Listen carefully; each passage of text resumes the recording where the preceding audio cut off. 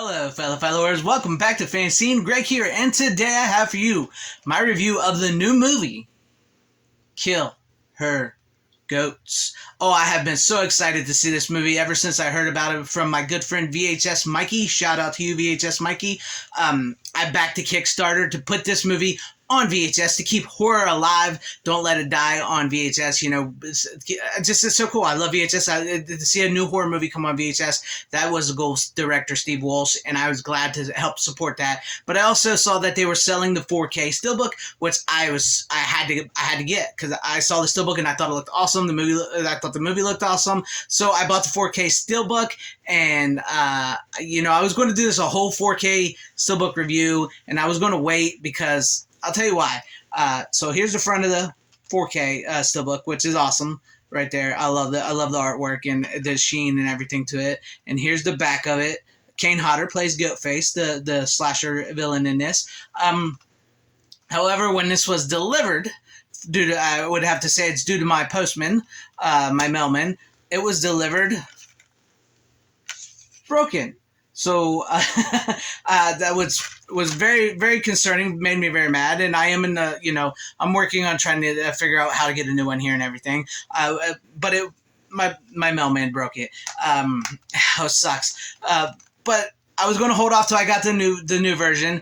But after I watched the movie, and I had to do a review on the movie, and I wanted to share this with you guys because I don't know if these are still available at the making of this video because they were running very, very low. They only made so many of them. They were very limited run.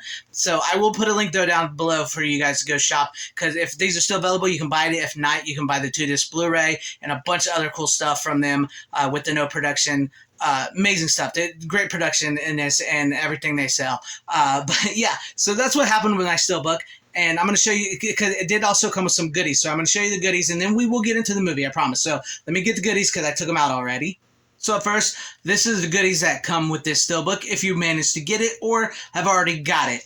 It comes with a really cool, I love that sticker, the goat face sticker. That's pretty cool. You like that? That is pretty cool. It comes with that. Then it also comes with these like little postcards here. Here we have our star Audra. That's her name in the movie. And then we have her sister here in the movie, and then we also have Kane Hodder as Goatface. Trying to make sure I don't get no glare for you guys. Then we have this chick right here was awesome, Reese in the movie, and then we have more of Audrey here. She's in a perilous situation here, let's say. We'll get to the movie. Trust me. I know we want to get to the movie. But I want to share all this stuff with you guys because it's really cool. This is, I believe he was called the Evil Batman in the movie. He's another goat face type killer here in the movie that works with him. We have Missy Bex here. She was smoking hot too, by the way. as were all of them. And then we have more of Audra here.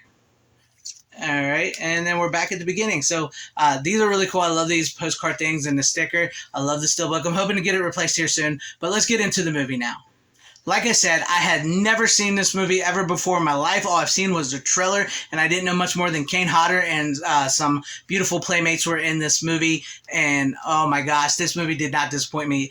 It starts off first with like this, it starts off with boobs. Let's just say it starts off with boobs. This man and his woman in a tent, and they get murdered by Goatface in a very brutal fashion, and it really sets the tone for the movie. And then it switches back to earlier in the day because it starts off at night, and then we meet our main characters of Audrey, Reese, and Missy Bex, these three best friends. Audrey has just graduated, and she bought this new house. Her father bought this new house, the Tup House, which is like an accursed house in the small town of West Craven in Massachusetts, which I absolutely love that name, West Craven. It was so cool, West Craven. So Audrey has moved into this new house as her dream home, and she has her friends over. And the bulk of the movie is, like I said, it's a slow burn movie. The bulk of the movie is these three women in this house. And you really get to know these three women's characters. It's funny. It's campy. There is no CGI used in this movie whatsoever. And I love the fact that we get to know these characters as it slowly builds to where it's going to head. Because, like I said, most of it is contained in this house with these three women. And, of course, we get shower scenes. We get to see these characters, and they start watching horror movies. And I love that they watch Muck, which was Steve Walsh's movie before this. He directed it and wrote that, and he directed this. And one of the best lines in the movie is that Missy Bex tells the other two, Reese and Audrey, when they're watching Muck, who wants to watch movies with half-dressed girls running around being chased by a killer? And she's like, she don't want to watch it. And then the Audrey's like, I do. I want to watch it. And apparently somebody does. They keep making them. And I shout out to you, Steve Walsh, for keep making these movies. That was awesome. So, I love the little like meta, because this movie really, I talk about this a lot. Sometimes you can't capture what happened in the 80s, but this movie really captures like this sort of the 80s, 90s horror spirit of movies. It feels very much in those veins, and it's just it was a really good time. And then they get to watching Night of the Living Dead, and like you hear like sounds of the Night of the Living Dead within the movie, and it's very ominous. Even though like we're focused on these three women, the movie is very, very ominous. It always feels like somebody's watching them, somebody's outside. The music is amazing in this, and it's just like there's what's going on. Even in the scenes where it's like sort of funny and everything, it's like what's going to happen. And then when it actually happens, like when the character of Missy Bex lays down and goes to sleep, and she starts having this weird dream of walking in a cemetery, and it's like the goat face thing stalking her, and then the actual goat face shows up, and if I didn't mention, the man that was killed in the beginning of the movie was actually Audrey's dad. So this goat face killer shows up with another guy, like I said, I think his name's Evil Batman. And so like when they start to go out for the kill, it like really pops off, and it really makes you feel, because you really got to know these three women, these characters in the movie. So when they start going bye-bye, you really feel, because you're like, oh no, I really liked her. And I really, my favorite character was Reese. That chick seemed like a really awesome chick in the movie. She was like there for her best friend. She would do anything. She cleaned. She was funny. She had an amazing body. She was awesome. She was my favorite character. And so it breaks down to like the goat face Kane Hodder coming up, and the killing and all that happens, and the chase, no CGI, all practical effects. And then Audra's sister shows up, and she's there to tell her that their dad had just died, and that her husband's wants a divorce. And I don't want to spoil much more than that, because it will get into the ending of the movie, and I don't want to spoil the ending, because I want you guys to see this movie. So if you get a chance to buy this movie or see this movie, I really suggest to see it, because it turns into this bloodbath, and the ending, it left me thinking a little bit about Audra, is exactly who she was, and what exactly did that night lead to her? What did it do to her exactly? That's just my thoughts on it. And it was a fun movie. I really, really enjoyed it, and it did bring back those feels of like 80s and 90s horror campiness movies. And I'm telling you guys, this movie gives you everything you could want. It gives you beautiful women.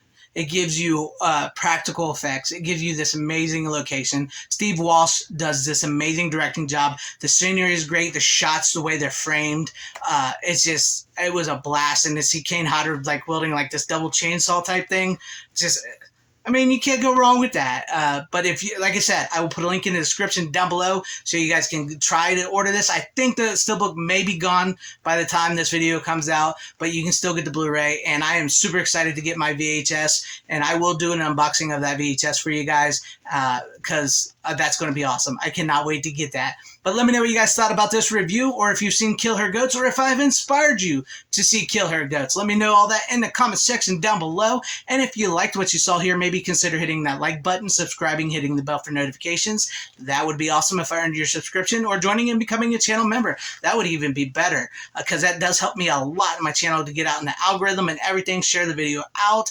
I thank you guys for watching wherever you are. Please have a great, safe, happy, healthy day, morning, afternoon, evening, and night. Always support physical media. It is the superior format. Godspeed.